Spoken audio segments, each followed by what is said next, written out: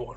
So, just wanted to do a brief video on a topic that came up in a conversation today with someone, and I've seen it happen all the time. Still see it happen. Every company has an internal documented process, however they want to call it, where it explains to the employees what they need to do. At least most companies do.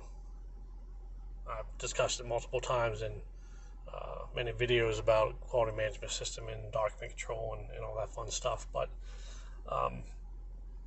the thing that gets me oftentimes is when an employee flat out says, I don't care about that. I'm not going to read it. I'm not going to follow it. It doesn't matter to me.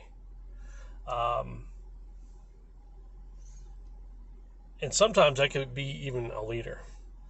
So what's always bugged me is when that happens, where's the accountability? Where's the senior leaders that are going to hold that individual accountable to the company's requirements? Because they should be documented in a way that is ensuring that that company is meeting their customer client requirements. So as an employee, it's there for you to use to do what is needed the right way.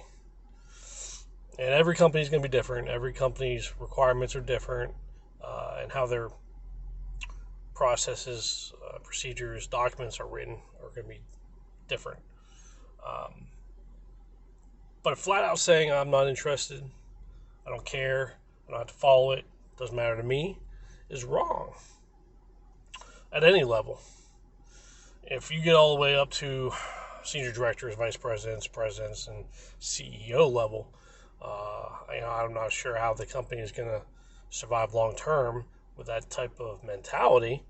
I would imagine that their system isn't the greatest from a quality standpoint. You never know. I might be surprised. But when it's when it's an employee or a lead supervisor or even manager doing it, where's that authority that's telling them, hey, no, that's wrong. Let's do it this way. This is written to be followed. It's there to help. It's there to ensure that we're doing what we need to for our customer and client. But I've seen it too often where folks just start held accountable. And oftentimes the good folks are held more accountable than the folks that aren't that great. So, again, that goes back to a culture. You don't want to allow a negative workforce, a negative aspect to grow, because it will take the good folks and turn them bad, just because they get sour and tired of seeing all this happening and not being held accountable. And it's like, well, if they get away with it, I will too, I guess, right? It depends.